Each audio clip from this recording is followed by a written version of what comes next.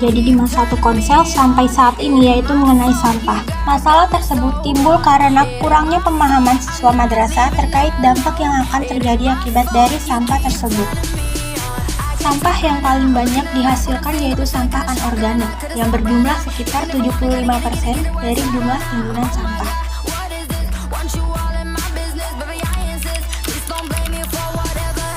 Secara umum, sampah plastik dapat menyumbang 70% kerusakan di muka bumi karena dampak plastik terhadap lingkungan merupakan akibat negatif yang harus ditanggung alam. Plastik diperkirakan membutuhkan waktu 100 hingga 450 tahun hingga dapat terurai dengan sempurna. Hal ini dinyatakan dalam grafik berikut ini. Berdasarkan grafik tersebut, mangkuk styrofoam dapat terurai selama 50 tahun, kaleng aluminium dapat terurai selama 200 tahun, popok bayi dapat terurai selama 450 tahun, botol plastik selama 450 tahun, dan juga tali pancing dapat terurai selama 600 tahun. Hal tersebut terjadi karena kualitas plastik yang kuat, maka sejumlah potongan plastik itu membutuhkan waktu bertahun-tahun untuk dapat terurai habis. Kemudian, untuk data pengolahan sampah di Indonesia, menurut data tersebut, jumlah sampah yang dibakar bebas sebanyak 5%. Permasalahan ini tidak hanya terjadi di kota, tetapi juga terjadi di desa. Sampah biasanya lebih sering dibakar yang nantinya justru dapat membahayakan kesehatan manusia. Akibat asap pembakaran tersebut, sampah yang dibakar ini dapat menghasilkan senyawa kimia yang berbahaya yang bersifat karsinogenik yang dapat menyebabkan kanker.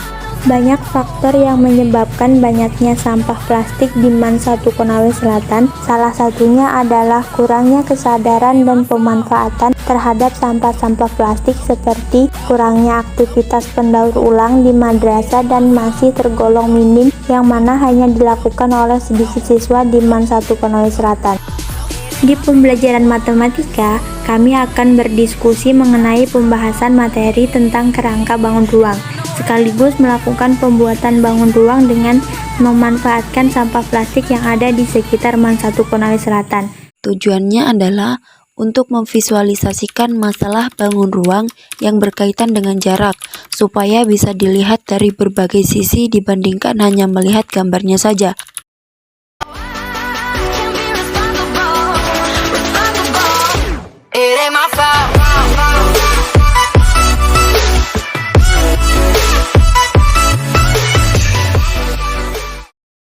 Dan ini hasilnya.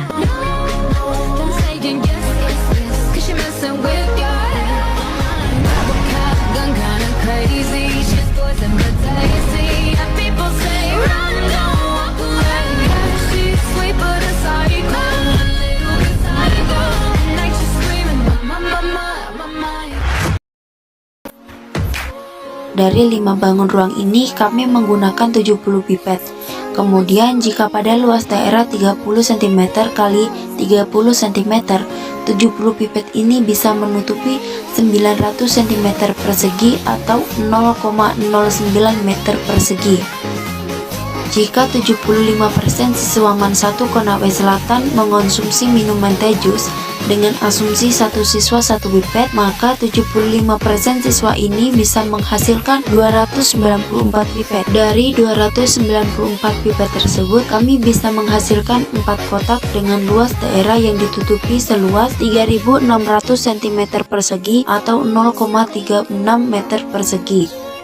Berdasarkan data AMIS, luas daerah Man-1 Konawe Selatan adalah 100 meter kali 100 meter atau 10.000 meter persegi.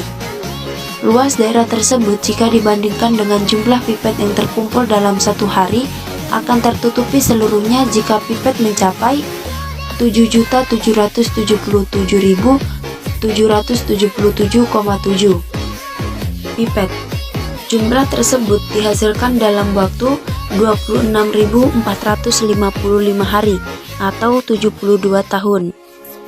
Dari kondisi ini bisa dilihat bahwa hanya dengan 294 orang saja pipet yang sekecil itu bisa menutupi luas daerah Man-1 Konawe Selatan. Belum lagi jika seluruh manusia di dunia ini menghasilkan pipet, kemungkinan besar bumi juga akan tertutupi oleh pipet.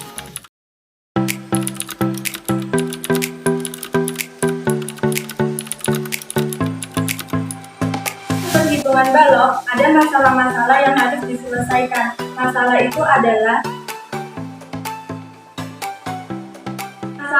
akan diselesaikan oleh teman saya, yaitu Salom Ahmi Vanessa.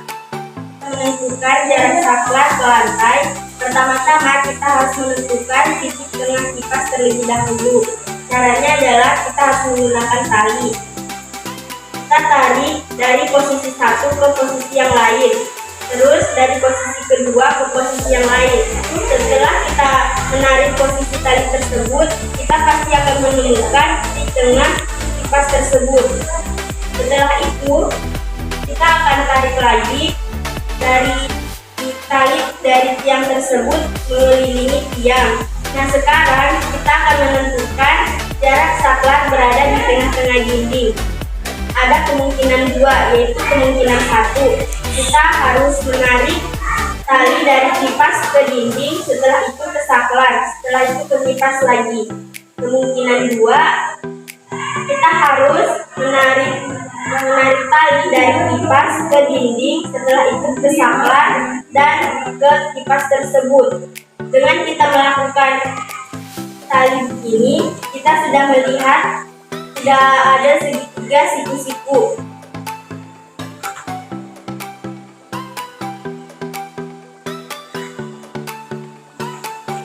Nah, selanjutnya saya akan bertanya kepada teman-teman, manakah yang lebih mudah kalian pahami untuk memahami bangun ruang dari gambar atau lewat bangun ruang dimensi 3. Bangun ruang dimensi 3 karena bangun ruang dimensi 3 bisa dilihat dari segala arah, dari samping, bawah, atas, dan belakang. Setelah itu, penyelesaiannya akan dijawab oleh teman saya. Saya akan menyelesaikan permasalahan balok. Berdasarkan simulasi yang kami dapatkan, ada dua kemungkinan keberadaan saklar kipas angin. Kemungkinan satu, posisi saklar berada di bagian kanan. Jadi, posisi saklar di bagian kanan adalah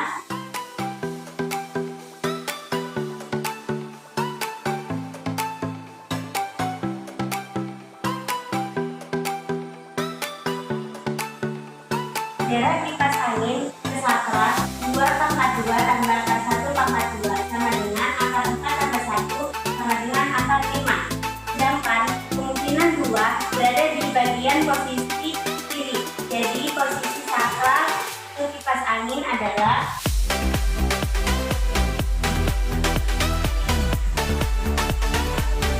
jarak kipas sama dengan akar 2 pangkat 2 tambah akar 2 pangkat 2 sama dengan akar 4 tambah 4 sama dengan akar 8. Jadi jarak kipas sama dengan akar 2 pangkat 2 tambah akar 2 pangkat 2 sama dengan akar 4 tambah 4 sama dengan akar 8. Jadi jarak yang paling dekat antara saklar dan kipas angin adalah kemungkinan 1, yaitu 5 meter. Sedangkan pada jarak kipas angin di kemungkinan 2 adalah 8.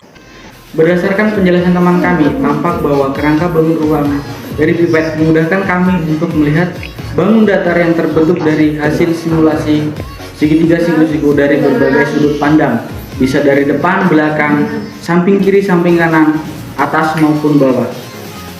Saya ingin mengajak teman-teman agar lebih bijak dalam memanfaatkan sampah plastik, khususnya benda-benda lain, karena jika kita belajar menggunakan media berupa alat peraga sangat membantu kami dalam memahami konsep. Untuk mencegah hal itu terjadi, marilah kita bersama-sama mengurangi penggunaan pipet plastik dan plastik-plastik apapun yang tidak dapat terurai dengan cepat.